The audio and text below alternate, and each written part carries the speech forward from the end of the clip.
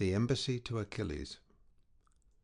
Thus did the Trojans watch, but panic, comrade of blood-stained rout, had taken fast hold of the Achaeans, and their princes were all of them in despair.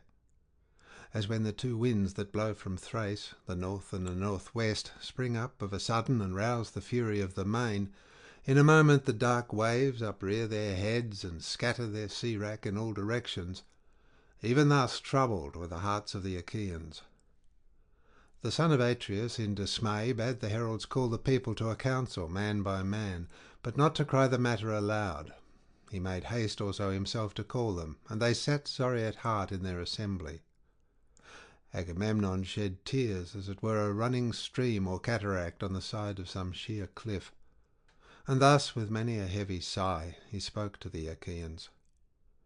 "My friends," said he, "princes and counsellors of the Argives, the hand of heaven has been laid heavily upon me. Cruel Jove gave me his solemn promise that I should sack the city of Troy before returning, but he has played me false, and is now bidding me go ingloriously back to Argos with the loss of much people. Such is the will of Jove, who has laid many a proud city in the dust, as he will yet lay others, for his power is above all. Now, therefore, let us all do as I say, and sail back to our own country, for we shall not take Troy." Thus he spoke, and the sons of the Achaeans for a long while sat sorrowful there, but they all held their peace, till at last Diomed of the loud battle cry made answer, saying, "Son of Atreus, I will chide your folly, as is my right in council. Be not then aggrieved that I should do so. In the first place, you attacked me before all the Danaans, and said I was a coward and no soldier. The Argives, young and old, know that you did so. But the son of scheming Saturn endowed you by halves only. He gave you honour as the chief ruler over us, but valour, which is the highest, both right and might, he did not give you. Sir, think you that the sons of the Achaeans are indeed as unwarlike and cowardly as you say they are? If your own mind is set upon going home, go. The way is open to you. The many ships that followed you from Mycenae stand raged upon the seashore. But the rest of us stay here till we have sacked Troy. Nay, though these two should return homeward with their ships, Sthenelus and myself will still fight on till we reach the goal of Iliad, for heaven was with us when we came." The sons of the Achaeans shouted applause at the words of Diomed, and presently Nestor rose to speak. "Son of Tydeus," said he, "in war your prowess is beyond question, and in counsel you excel all who are of your own years. No one of the Achaeans can make light of what you say, nor gainsay it, but you have not yet come to the end of the whole matter. You are still young. You might be the youngest of my own children. Still, you have spoken wisely, and have counselled the chief of the Achaeans, not without discretion. Nevertheless, I am older than you, and I will tell you everything. Therefore let no man, not even King Agamemnon, disregard me saying, for he that foments civil discord is a clanless, hearthless outlaw. Now, however, let us obey the behests of night and get our suppers, but let the sentinels, every man of them, camp by the trench that is without the wall. I am giving these instructions to the young men. When they have been attended to, do you, son of Atreus, give your orders, for you are the most royal among us all. Prepare a feast for your counsellors. It is right and reasonable that you should do so. There is abundance of wine in your tents, which the ships of the Achaeans bring from Thrace daily. You have everything at your disposal wherewith to entertain guests, and you have many subjects. When many are got together, you can be guided by him whose counsel is wisest, and surely do we need shrewd and prudent counsel, for the foe has lit his watchfires hard by our ships. Who can be other than dismayed? This night will either be the ruin of our host, or save it." Thus did he speak, and they did even as he had said. The sentinels went out in their armour under command of Nestor's son Thasimedes, a captain of the host, and of the bold warriors Ascalaphus and Almanus. There were also Meriones, Alphareus, and Epirus, and the son of Creion, noble Lysimedes. There were 7 captains of the sentinels, and with each there went 100 youths armed with long spears. They took their places midway between the trench and the wall, and when they had done so, they lit their fires and got every man his supper. The son of Atreus then bade many counsellors of the Achaeans to his quarters, and prepared a great feast in their honour. They laid their hands on the good things that were before them, and as soon as they had enough to eat and drink, old Nestor, whose counsel was ever truest, was the first to lay his mind before them. He therefore, with all sincerity and good will, addressed them thus: With yourself, most noble son of Atreus, king of men, Agamemnon, will I both begin my speech and end it, for you are king over much people. Jove, moreover, has vouchsafed you to wield the sceptre and to uphold righteousness, that you may take thought for your people under you. Therefore it behoves you, above all others, both to speak and to give ear, and to out the counsel of another who shall have been minded to speak wisely. All turns on you and on your commands. Therefore I will say what I think will be best. No man will be of a truer mind than that which has been mine from the hour when you, sir, angered Achilles by taking the girl Briseis from his tent against my judgment. I urged you not to do so, but you yielded to your own pride, and dishonoured a hero whom heaven itself had honoured, for you still hold the prize that had been awarded to him. Now, however, let us think how we may appease him, both with presents and fair speech that may conciliate him. And King Agamemnon answered, Sir, you have reproved my folly justly. I was wrong, I own it. One whom heaven befriends is in himself a host, and Jove has shown that he befriends this man by destroying much people of the Achaeans. I was blinded with passion and yielded to my worser mind. Therefore I will make amends, and will give him great gifts by way of atonement. I will tell them in the presence of you all. I will give him 7 tripods that have never yet been on the fire, and 10 talents of gold.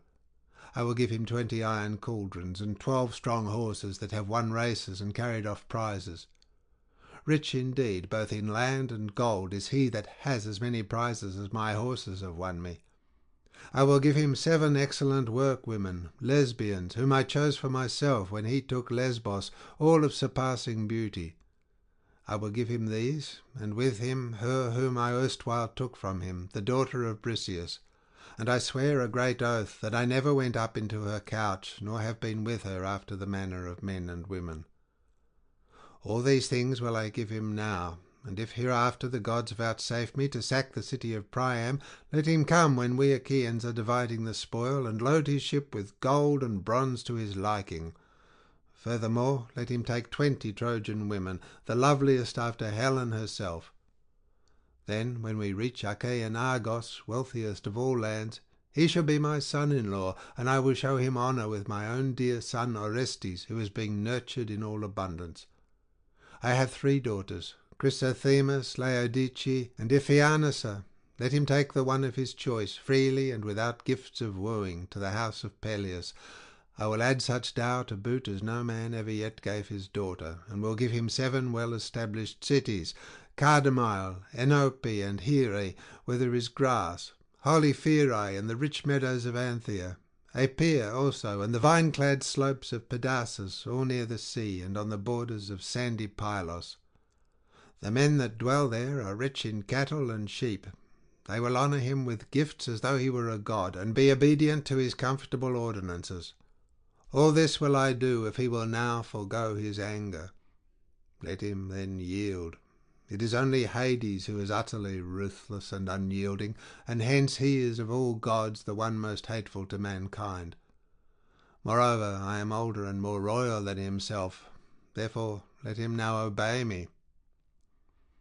Then Nestor answered, Most noble son of Atreus, king of men, Agamemnon, the gifts you offer are no small ones. Let us then send chosen messengers, who may go to the tent of Achilles, son of Peleus, without delay. Let those go whom I shall name. Let Phoenix, dear to Jove, lead the way. Let Ajax and Ulysses follow, and let the heralds Odius and Eurybates go with them. Now bring water for our hands, and bid all keep silence while we pray to Jove, the son of Saturn, if so be that he may have mercy upon us.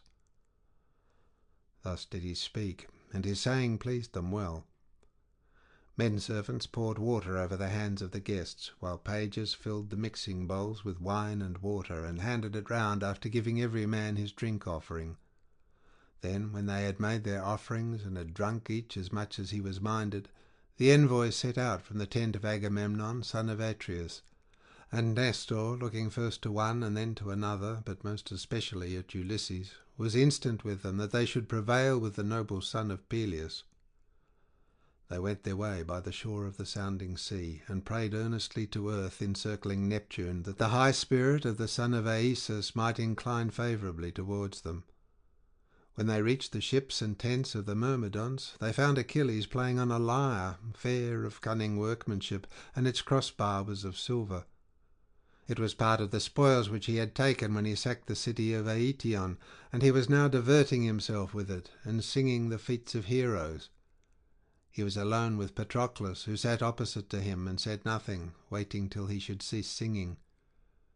Ulysses and Ajax now came in, Ulysses leading the way, and stood before him. Achilles sprang from his seat with the lyre still in his hand, and Patroclus, when he saw the strangers, rose also. Achilles then greeted them, saying, "All hail and welcome! You must come upon some great matter, you who for all my anger are still dearest to me of the Achaeans."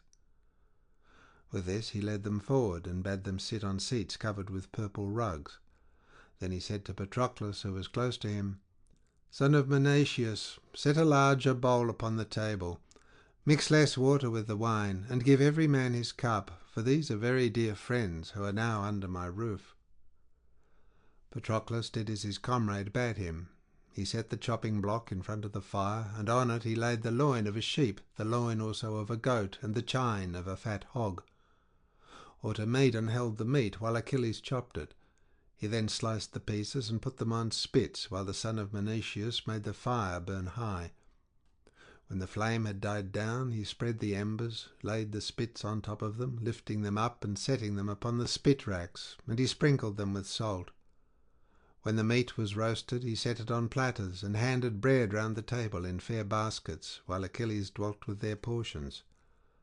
Then Achilles took his seat facing Ulysses against the opposite wall, and bade his comrade Patroclus offer sacrifice to the gods. So he cast the offerings into the fire, and they laid their hands upon the good things that were before them. As soon as they had had enough to eat and drink, Ajax made a sign to Phoenix, and when he saw this, Ulysses filled his cup with wine and pledged Achilles. "Hail," said he, "Achilles! We have had no scant of good cheer, neither in the tent of Agamemnon nor yet here. There has been plenty to eat and drink, but our thoughts turn upon no such matter.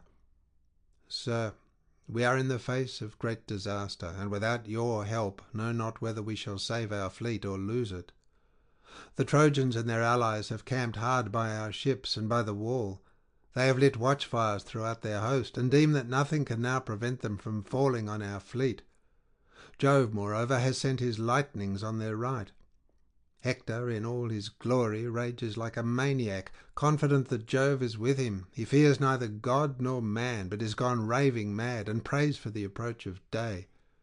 He vows that he will hew the high sterns of our ships in pieces, set fire to their hulls, and make havoc of the Achaeans while they are dazed and smothered in smoke. I much fear that heaven will make good his boasting, and it will prove our lot to perish at Troy, far from our home in Argos. Up then, and late though it be, save the sons of the Achaeans, who faint before the fury of the Trojans. You will repent bitterly hereafter if you do not, for when the harm is done there will be no curing it. Consider ere it be too late, and save the Danaans from destruction. My good friend, when your father Peleus sent you from Phthia to Agamemnon, did he not charge you, saying, 'Sun, Minerva, and Juno will make you strong if they choose, but check your high temper, for the better part is in good will'? Eschew vain quarrelling, and the Achaeans old and young will respect you more for doing so." These were his words, but you have forgotten them. Even now, however, be appeased, and put away your anger from you. Agamemnon will make you great amends if you will forgive him. Listen, and I will tell you what he has said in his tent that he will give you. He will give you 7 tripods that have never yet been on the fire, and 10 talents of gold. 20 iron cauldrons, and 12 strong horses that have won races and carried off prizes.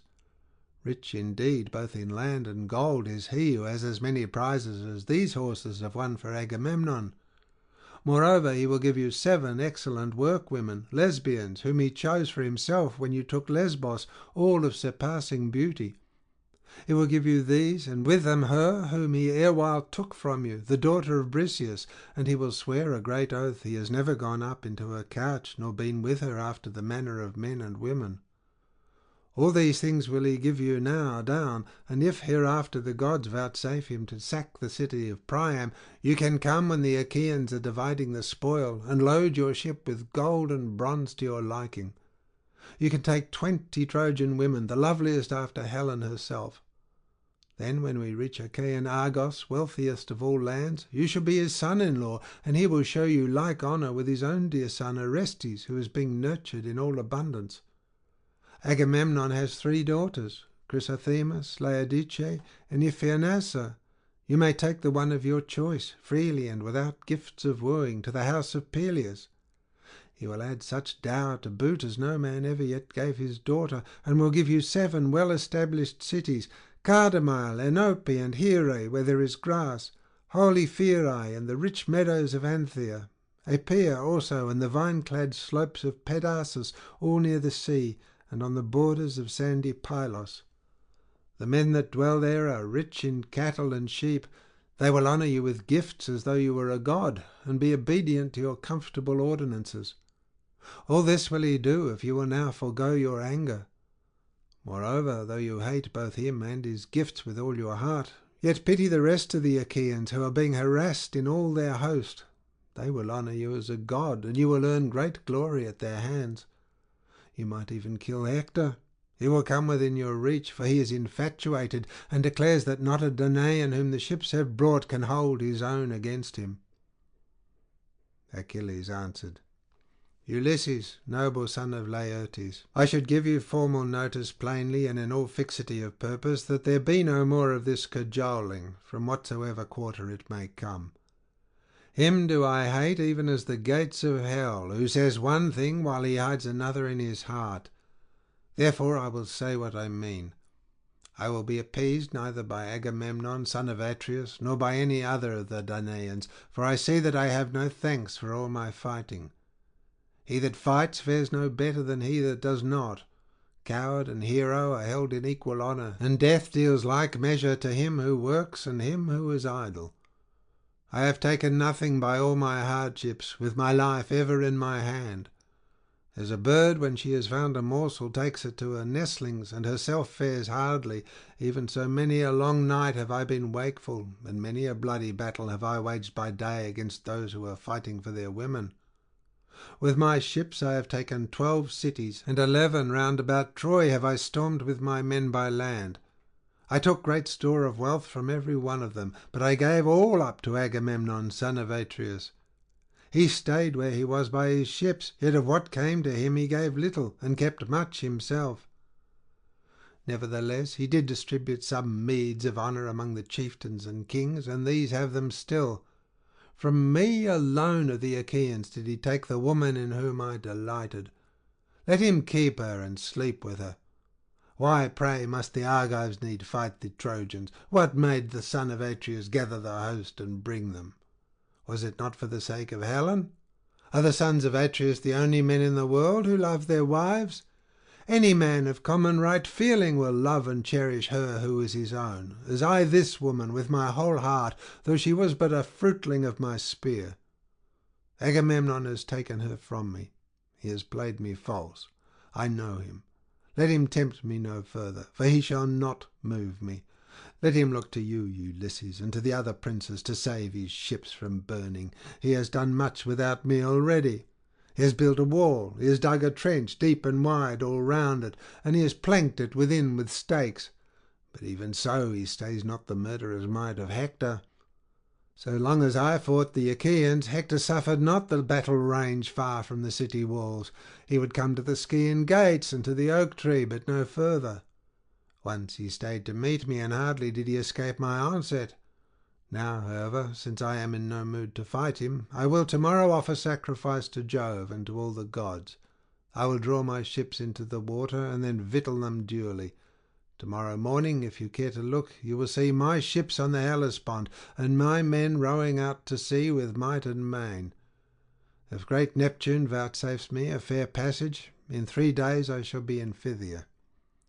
I have much there that I left behind me when I came here to my sorrow, and I shall bring back still further store of gold, of red copper, of fair women, and of iron, my share of the spoils that we have taken. But one prize he who gave has insolently taken away. Tell him all as I now bid you, and tell him in public, that the Achaeans may hate him and beware of him, should he think that he can yet dupe others, for his effrontery never fails him. As for me, hound that he is, he dares not look me in the face. I will take no counsel with him, and will undertake nothing in common with him. He has wronged me and deceived me enough. He shall not cozen me further. Let him go his own way, for Jove has robbed him of his reason. I loathe his presence, and for himself care not one straw. He may offer me 10 or even 20 times what he has done now. Nay, not though it be all that he has in the world, both now or ever shall have. He may promise me the wealth of Orchomenus or of Egyptian Thebes, which is the richest city in the whole world, for it has 100 gates, through each of which 200 men may drive at once with their chariots and horses. He may offer me gifts as the sands of the sea or the dust of the plain in multitudes, but even so he shall not move me till I have been revenged in full for the bitter wrong he has done me. I will not marry his daughter. She may be fair as Venus and skilful as Minerva, but I will have none of her. Let another take her, who may be as good match for her and who rules a larger kingdom. If the gods spare me to return home, Peleus will find me a wife. There are Achaean women in Hellas and Phthia, daughters of kings that have cities under them. Of these I can take whom I will and marry her. Many a time was I minded, when at home in Phthia, to woo and wed a woman who would make me a suitable wife, and to enjoy the riches of my old father Peleus. My life is more to me than all the wealth of Ilias while it was yet at peace, before the Achaeans went there, or than all the treasure that lies on the stone floor of Apollo's temple beneath the cliffs of Pytho. Cattle and sheep are to be had for harrying, and a man buy both tripods and horses if he wants them, but when his life has once left him, it can neither be bought nor harried back again. My mother Thetis tells me that there are 2 ways in which I may meet my end. If I stay here and fight, I shall not return alive, but my name will live forever. Whereas if I go home, my name will die, but it will be long ere death shall take me. To the rest of you, then, I say, go home, for you will not take Ilias. Jove has held his hand over her to protect her, and her people have taken heart. Go, therefore, as in duty bound, and tell the princes of the Achaeans the message that I have sent them. Tell them to find some other plan for the saving of their ships and people, for so long as my displeasure lasts, the one that they have now hit upon may not be. As for Phoenix, let him sleep here, that he may sail with me in the morning, if he so will, but I will not take him by force." They all held their peace, dismayed at the sternness with which he had denied them, till presently the old knight Phoenix, in his great fear for the ships of the Achaeans, burst into tears and said, "Noble Achilles, if you are now minded to return, and in the fierceness of your anger will do nothing to save the ships from burning, how, my son, can I remain here without you? Your father Peleus bade me go with you when he sent you as a mere lad from Phthia to Agamemnon. You knew nothing neither of war nor of the arts whereby men make their mark in council, and he sent me with you to train you in all excellence of speech and action. Therefore, my son, I will not stay here without you. No, not though heaven itself vouchsafe to strip my years from off me, and make me young as I was when I first left Hellas, the land of fair women. I was then flying the anger of Father Amnitor, son of Ormenus, who was furious with me in the matter of his concubine, of whom he was enamoured to the wronging of his wife my mother. My mother therefore prayed me without ceasing to lie with the woman myself, that so she hate my father, and in the course of time I yielded. But my father soon came to know, and cursed me bitterly, calling the dread Erinyes to witness. He prayed that no son of mine might ever sit upon knees, and the gods, Jove of the world below, and awful Proserpine, fulfilled his curse. I took counsel to kill him, but some god stayed my rashness and bade me think on men's evil tongues, and how I should be branded as the murderer of my father. Nevertheless, I could not bear to stay in my father's house with him so bitter against me. My cousins and clansmen came about me and pressed me sorely to remain. Many a sheep and many an ox did they slaughter, and many a fat hog did they set down to roast before the fire. Many a jar too did they broach of my father's wine. 9 whole nights did they set a guard over me, taking it in turns to watch, and they kept a fire always burning, both in the cloister of the outer court and in the inner court at the doors of the room wherein I lay. But when the darkness of the 10th night came, I broke through the closed doors of my room and climbed the wall of the outer court, after passing quickly and unperceived through the men on guard and the women servants. I then fled through Hellas till I came to fertile Phthia, mother of sheep, and to King Peleus, who made me welcome and treated me as a father treats an only son who will be heir to all his wealth. He made me rich and set me over much people, establishing me on the borders of Phthia, where I was chief ruler over the Dolopians. It was I, Achilles, who had the making of you. I loved you with all my heart, for you would eat neither at home nor when you had gone out elsewhere, till I had first set you upon my knees, cut up the dainty morsel that you were to eat, and held the wine-cup to your lips. Many a time have you slobbered your wine in baby helplessness over my shirt. I had infinite trouble with you, but I knew that heaven had vouchsafed me no offspring of my own, and I made a son of you, Achilles, that in my hour of need you might protect me. Now, therefore, I say, battle with your pride and beat it. Cherish not your anger forever. The might and majesty of heaven are more than ours, but even heaven may be appeased, and if a man has sinned, he prays the gods, and reconciles them to himself by his piteous cries and by frankincense, with drink offerings and the savour of burnt sacrifice. For prayers are as daughters to great Jove.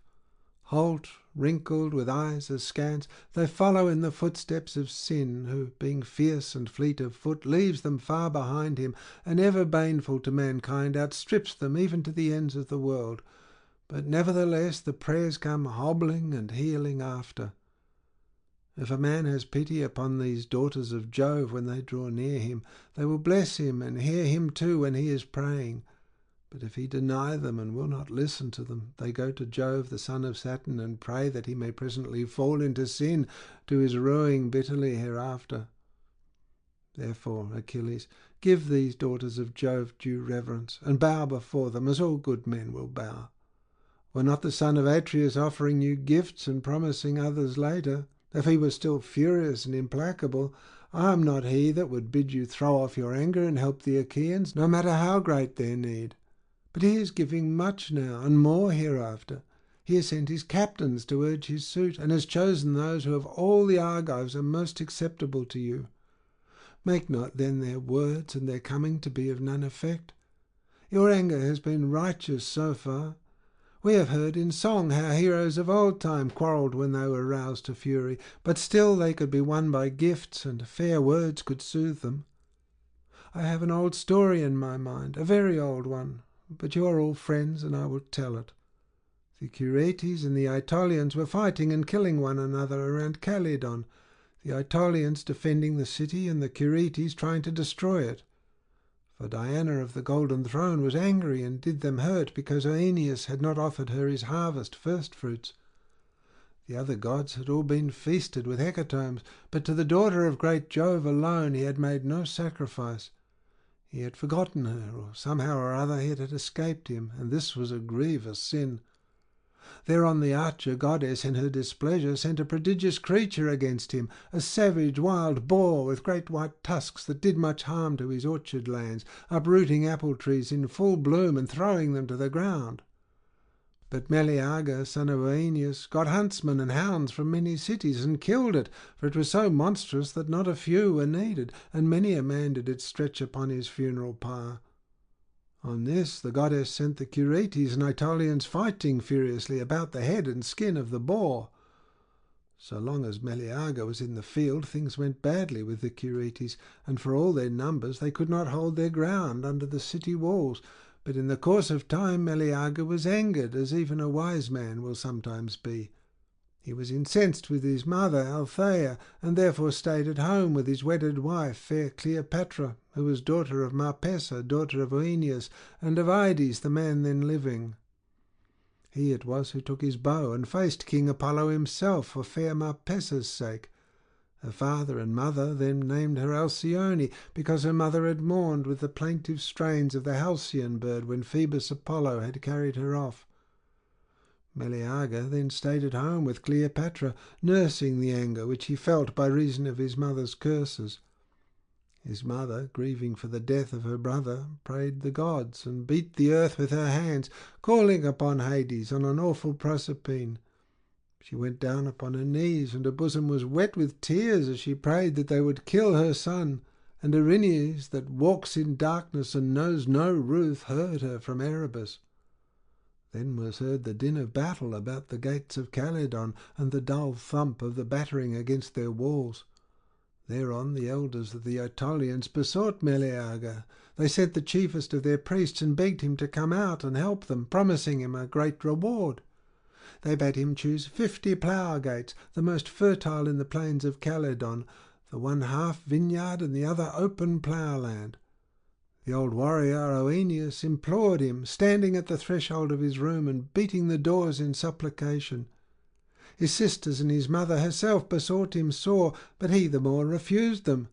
Those of his comrades who were nearest and dearest to him also prayed him, but they could not move him till the foe was battering at the very doors of his chamber, and the Curetes had scaled the walls and were setting fire to the city. Then at last his sorrowing wife detailed the horrors that befall those whose city is taken. She reminded him how the men are slain and the city is given over to the flames, while the women and children are carried into captivity. When he heard all this, his heart was touched, and he donned his armour to go forth. Thus of his own inward motion he saved the city of the Aetolians, but they now gave him nothing of those rich rewards that they had offered earlier, and though he saved the city, he took nothing by it. Be not then, my son, thus minded. Let not heaven lure you into any such course. When the ships are burning, it will be a harder matter to save them. Take the gifts and go, for the Achaeans will then honour you as a god. Whereas if you fight without taking them, you may beat the battle back, but you will not be held in like honour. And Achilles answered, Phoenix, old friend and father, I have no need of such honour. I have honour from Jove himself, which will abide with me at my ships while I have breath in my body and my limbs are strong. I say further, and lay my saying to your heart, vex me no more with this weeping and lamentation, all in the cause of the son of Atreus. Love him so well, and you may lose the love I bear you. You ought to help me rather than in troubling those that trouble me. Be king as much as I am, and share like honour with myself. The others shall take my answer. Stay here yourself, and sleep comfortably in your bed. At daybreak we will consider whether to remain or go." On this he nodded quietly to Patroclus as a sign that he was to prepare a bed for Phoenix, and that the others should take their leave. Ajax, son of Telamon, then said, "Ulysses, noble son of Laertes, let us be gone, for I see that our journey is vain. We must now take our answer, unwelcome though it be, to the Danaans who are waiting to receive it. Achilles is savage and remorseless. He is cruel, and cares nothing for the love his comrades lavished upon him more than on all the others. He is implacable, and yet if a man's brother or son has been slain, he will accept a fine by way of amends from him that killed him, and the wrongdoer, having paid in full, remains in peace among his own people. But as for you, Achilles, the gods have put a wicked, unforgiving spirit in your heart, and this all about one single girl, whereas we now offer you the 7 best we have, and much else into the bargain. Be then of a more gracious mind. Respect the hospitality of your own roof. We are with you as messengers from the host of the Danaans, and would fain be held nearest and dearest to yourself of all the Achaeans." "Ajax," replied Achilles, "noble son of Telamon, you have spoken much to my liking, but my blood boils when I think it all over, and remember how the son of Atreus treated me with contumely, as though I were some vile tramp, and that too in the presence of the Argives. Go then and deliver your message. Say that I will have no concern with fighting till Hector, son of noble Priam, reaches the tents of the Myrmidons in his murderous course, and flings fire upon their ships. For all his lust of battle, I take it he will be held in check when he is at my own tent and ship." On this they took every man his double cup, made their drink offerings, and went back to the ships, Ulysses leading the way. But Patroclus told his men and maidservants to make ready a comfortable bed for Phoenix. They therefore did so, with sheepskins, a rug, and a sheet of fine linen. The old man then laid himself down and waited till morning came. But Achilles slept in an inner room, and beside him the daughter of Phorbas, lovely Diomede, whom he had carried off from Lesbos. Patroclus lay on the other side of the room, and with him fair Iphis, whom Achilles had given him when he took Scyros, the city of Aeneas. When the envoys reached the tents of the son of Atreus, the Achaeans rose, pledged them in cups of gold, and began to question them. King Agamemnon was the first to do so. "Tell me, Ulysses," said he, "will he save the ships from burning, or did he refuse, and is he still furious?" Ulysses answered, "Most noble son of Atreus, king of men, Agamemnon, Achilles will not be calmed, but is more fiercely angry than ever, and spurns both you and your gifts. He bids you take counsel with the Achaeans to save the ships and hosts as you best may. As for himself, he said that at daybreak he should draw his ships into the water. He said further that he should advise everyone to sail home likewise, but that you will not reach the goal of Ilias. Jove, he said, has laid his hand over the city to protect it, and the people have taken heart. This is what he said, and the others who were with me can tell you the same story, Ajax and the two heralds, men both of them who may be trusted. The old man, Phoenix, stayed where he was to sleep, for so Achilles would have it, that he might go home with him in the morning if he so would, but he will not take him by force." They all held their peace, sitting for a long time, silent and dejected, by reason of the sternness with which Achilles had refused them, till presently Diomed said, "Most noble son of Atreus, king of men, Agamemnon, you ought not to have sued the son of Peleus, nor offered him gifts. He is proud enough as it is, and you have encouraged him in his pride still further. Let him stay or go as he will. He will fight later when he is in the humour, and heaven puts it in his mind to do so. Now, therefore, let us all do as I say. We have eaten and drunk our fill. Let us then take our rest, for in rest there is both strength and stay. But when fair rosy-fingered morn appears, forthwith bring out your host and your horsemen in front of the ships, urging them on, and yourself fighting among the foremost." Thus he spoke, and the other chieftains approved his words.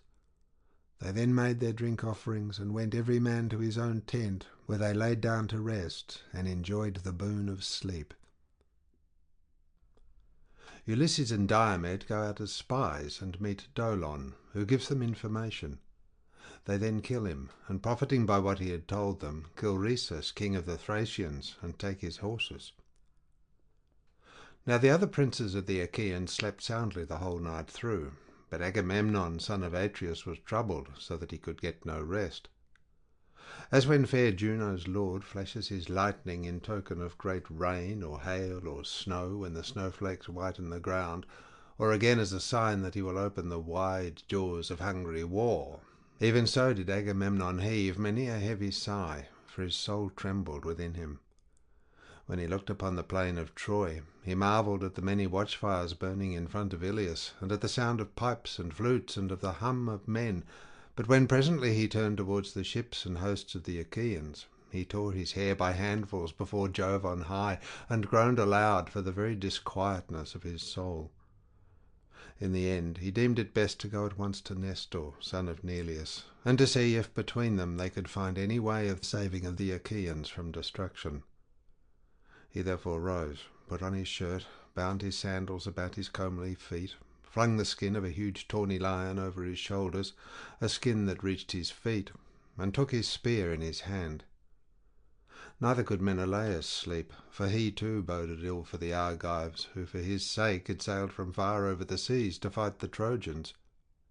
He covered his broad back with the skin of a spotted panther, put a casque of bronze upon his head, and took his spear in his brawny hand.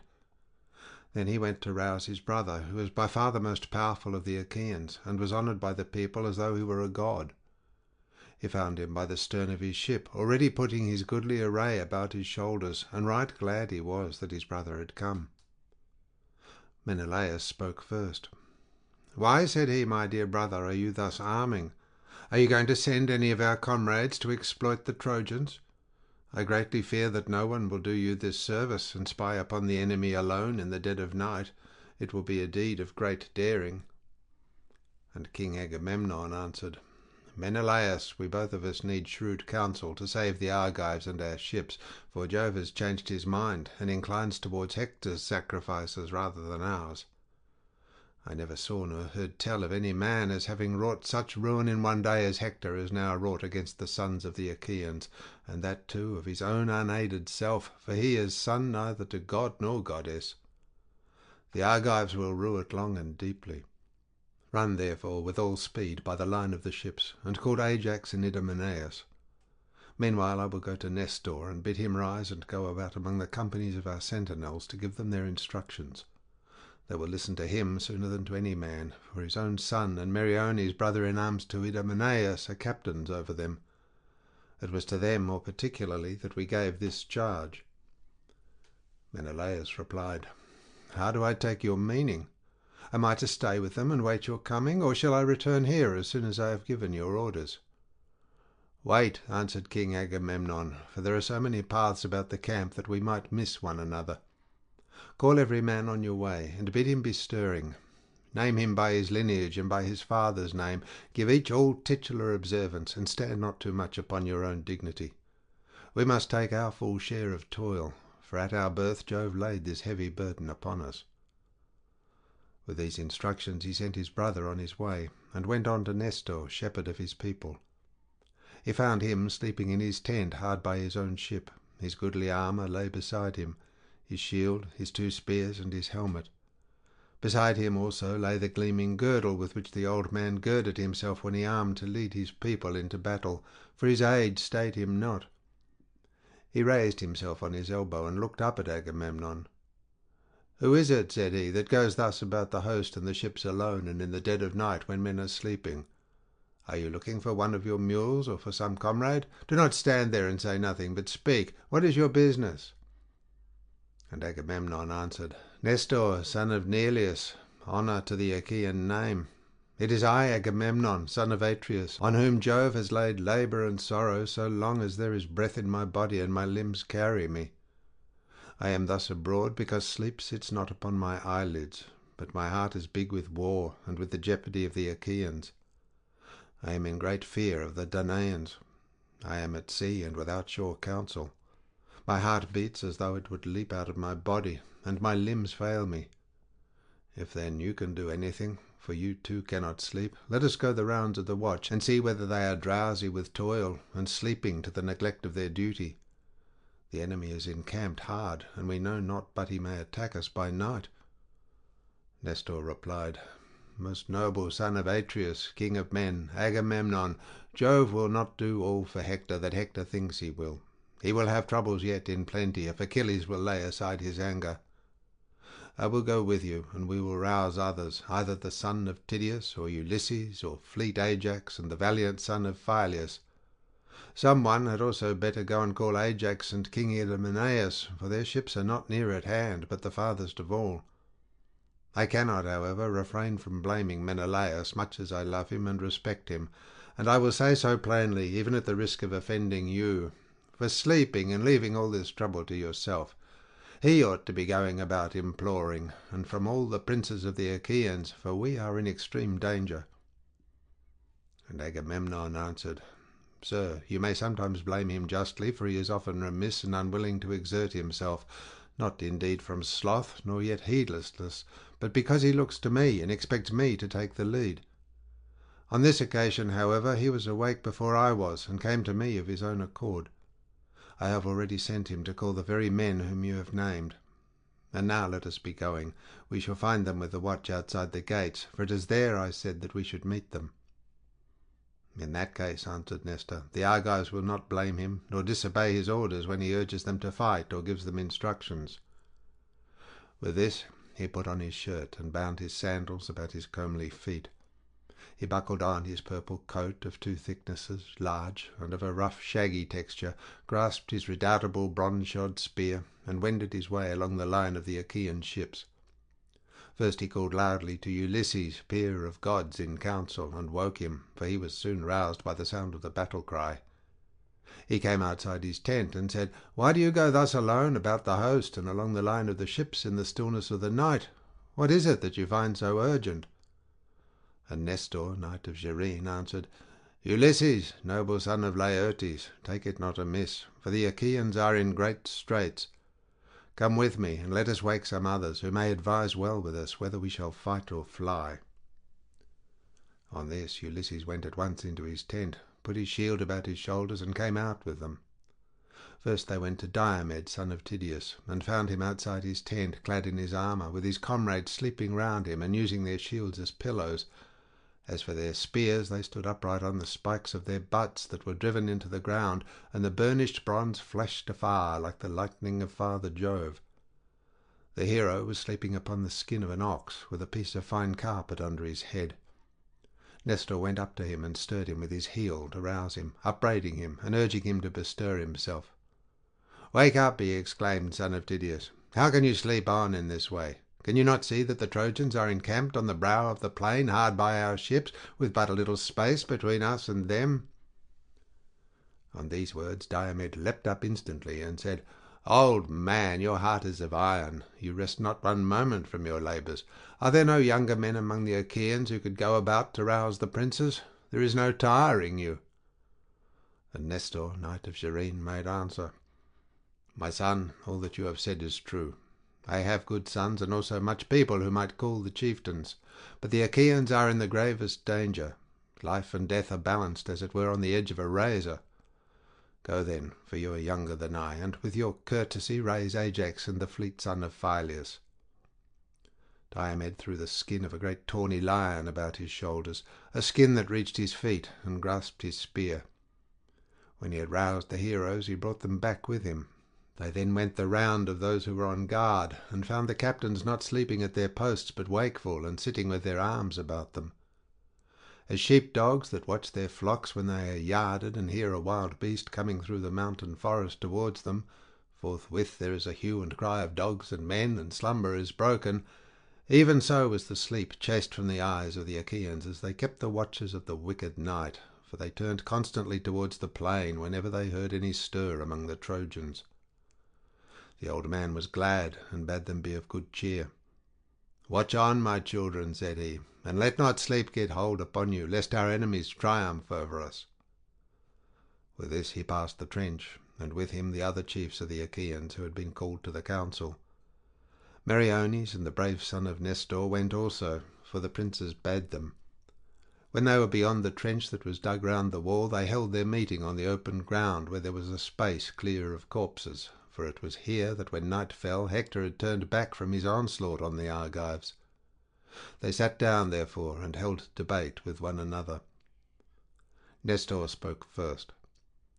"My friend," said he, "is there any man bold enough to venture among the Trojans and cut off some straggler, or bring us news of what the enemy mean to do, whether they will stay here by the ships away from the city, or whether, now that they have worsted the Achaeans, they will retire within their walls? If he could learn all this, and come back safely here, his fame would be high as heaven in the mouths of all men, and he would be rewarded richly.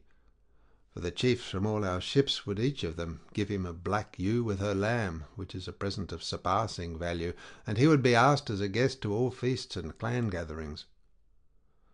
They all held their peace, but Diomed of the loud war-cry spoke, saying, "Nestor, gladly will I visit the host of the Trojans over against us, but if another will go with me, I shall do so in greater confidence and comfort. When two men are together, one of them may see some opportunity which the other has not caught sight of. If a man is alone, he is less full of resource, and his wit is weaker." On this several offered to go with Diomed. The two Ajaxes, servants of Mars, Meriones and the son of Nestor, all wanted to go. So did Menelaus, son of Atreus. Ulysses also wished to go among the host of the Trojans, for he was ever full of daring, and thereon Agamemnon, king of men, spoke thus: "Diomed," said he, "son of Tydeus, man after my own heart, choose your comrade for yourself. Take the best man of those that have offered, for many would now go with you. Do not, through delicacy, reject the better man, and take the worst out of respect for his lineage, because he is of more royal blood." He said this because he feared for Menelaus. Diomed answered, "If you bid me take the man of my own choice, how in that case can I fail to think of Ulysses, than whom there is no man more eager to face all kinds of danger, and Pallas Minerva loves him well. If he were to go with me, we should pass safely through fire itself, for he is quick to see and understand." "Son of Tydeus," replied Ulysses, "say neither good nor ill about me, for you are among Argives who know me well. Let us be going, for the night wanes and dawn is at hand. The stars have gone forward, 2/3 of the night are already spent, and the third is alone left us." They then put on their armour. Brave Thrasymedes provided the son of Tydeus with a sword and a shield, for he had left his own at his ship, and on his head he set a helmet of bull's hide without either peak or crest. It is called a skull cap, and is a common headgear. Meriones found a bow and quiver for Ulysses, and on his head he set a leathern helmet that was lined with a strong plaiting of leathern thongs, while on the outside it was thickly studded with boar's teeth, well and skilfully set into it. Next the head there was an inner lining of felt. This helmet had been stolen by Autolycus out of Eleon when he broke into the house of Amyntor, son of Ormenus. He gave it to Amphidamas of Cythera to take to Scandia, and Amphidamas gave it as a guest gift to Molus, who gave it to his son Meriones, and now it was set upon the head of Ulysses. When the pair had armed, they set out, and left the other chieftains behind them. Pallas Minerva sent them a heron by the wayside upon their right hands. They could not see it in the darkness, but they heard its cry. Ulysses was glad when he heard it, and prayed to Minerva. "Hear me," he cried, "daughter of aegis-bearing Jove, you who spy out all my ways, and who are with me in all my hardships. Befriend me in this mine hour, and grant that we may return to the ships covered with glory, after having achieved some mighty exploit that shall bring sorrow to the Trojans." Then Diomed of the loud war-cry also prayed. "Hear me too," said he, "daughter of Jove, unweariable. Be with me, even as you were with my noble father Tydeus when he went to Thebes as envoy sent by the Achaeans. He left the Achaeans by the banks of the river Aesopus, and went to the city bearing a message of peace to the Cadmeans. On his return thence, with your help, goddess, he did great deeds of daring, for you were his ready helper. Even so, guide me, and guide me now, and in return I will offer you in sacrifice a broad-browed heifer of a year old, unbroken, and never yet brought by man under the yoke. I will gild her horns, and will offer her up to you in sacrifice." Thus they prayed, and Pallas Minerva heard their prayer. When they had done praying to the daughter of great Jove, they went their way like two lions prowling by night amid the armour and blood-stained bodies of them that had fallen. Neither again did Hector let the Trojans sleep, for he too called the princes and counsellors of the Trojans, that he might set his counsel before them. "Is there one," said he, "who for a great reward will do me the service of which I will tell you? He shall be well paid if he will. I will give him a chariot and a couple of horses, the fleetest that can be found at the ships of the Achaeans, if he will dare this thing. And he will win infinite honour to boot. He must go to the ships and find out whether they are still guarded as heretofore, or whether now that we have beaten them the Achaeans design to fly, and through sheer exhaustion are neglecting to keep their watches." They all held their peace, but there was among the Trojans a certain man named Dolon, son of Eumedes, the famous herald, a man rich in gold and bronze. He was ill-favoured, but a good runner, and was an only son among 5 sisters. He it was that now addressed the Trojans. "I, Hector," said he, "will to the ships, and will exploit them. But first hold up your sceptre and swear that you will give me the chariot bedight with bronze, and the horses that now carry the noble son of Peleus. I will make you a good scout, and will not fail you. I will go through the host from one end to the other till I come to the ship of Agamemnon, where I take it the princes of the Achaeans are now consulting whether they shall fight or fly." When he had done speaking, Hector held up his sceptre and swore him his oath, saying, "May Jove, the thundering husband of Juno, bear witness that no other Trojan but yourself shall mount those steeds, and that you shall have your will with them forever." The oath he swore was bootless, but it made Dolon more keen on going. He hung his bow over his shoulder, and as an overall he wore the skin of a grey wolf, while on his head he set a cap of ferret skin. Then he took a pointed javelin and left the camp for the ships, but he was not to return with any news for Hector. When he had left the horses and the troops behind him, he made all speed on his way, but Ulysses perceived his coming and said to Diomed, "Diomed, here is someone from the camp. I am not sure whether he is a spy or whether it is some thief who would plunder the bodies of the dead. Let him get a little past us. We can then spring upon him and take him. If, however, he is too quick for us, go after him with your spear and hem him in towards the ships away from the Trojan camp to prevent his getting back to the town." With this they turned out of their way and lay down among the corpses. Dolon suspected nothing and soon passed them, but when he had got about as far as the distance by which a mule-ploughed furrow exceeds one that has been ploughed by oxen, for mules can plough fallow land quicker than oxen, they ran after him, and when he heard their footsteps he stood still, for he made sure they were friends from the Trojan camp, come by Hector's orders to bid him return. When, however, they were only a spear's cast or less away from him, he saw that they were enemies, and ran as fast as his legs could take him. The others gave chase at once, and as a couple of well-trained hounds press forward after a doe or hare that runs screaming in front of them, even so did the son of Tydeus and Ulysses pursue Dolon and cut him off from his own people. But when he had fled so far towards the ships that he would soon have fallen in with the outposts, Minerva infused fresh strength into the son of Tydeus, for fear some other of the Achaeans might have the glory of being first to hit him, and he might himself be only second. He therefore sprang forward with his spear and said, "Stand, or I shall throw my spear, and in that case I shall soon make an end of you." He threw as he spoke, but missed his aim on purpose. The dart flew over the man's right shoulder and then stuck in the ground. He stood stock still, trembling and in great fear. His teeth chattered, and he turned pale with fear. The two came breathless up to him and seized his hands, whereon he began to weep and said, "Take me alive, I will ransom myself. We have great store of gold, bronze, and wrought iron, and from this my father will satisfy you with a very large ransom, should he hear of my being alive at the ships of the Achaeans." "Fear not," replied Ulysses. "Let no thought of death be in your mind.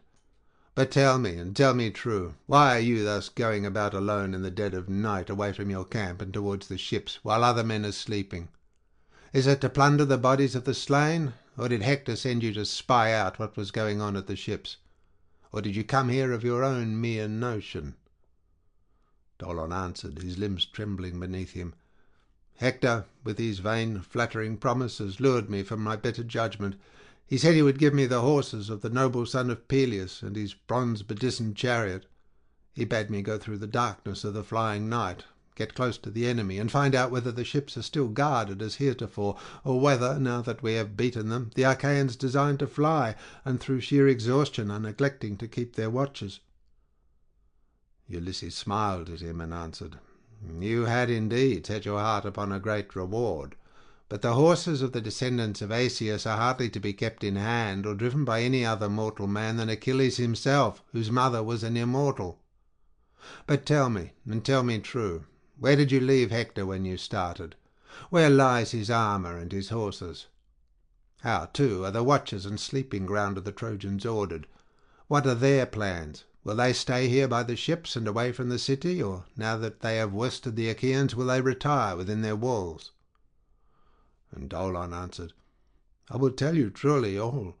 Hector and the other counsellors are now holding conference by the monument of great Ilus, away from the general tumult. As for the guards about which you ask me, there is no chosen watch to keep guard over the host. The Trojans have their watchfires, for they are bound to have them. They therefore are awake and keep each other to their duty as sentinels. But the allies who have come from other places are asleep, and leave it to the Trojans to keep guard, for their wives and children are not here." Ulysses then said, "Now tell me, are they sleeping among the Trojan troops, or do they lie apart? Explain this, that I may understand it." "I will tell you truly all," replied Dolon. "To the seaward lie the Carians, the Paeonian bowmen, the Leleges, the Cauconians, and the noble Pelasgi.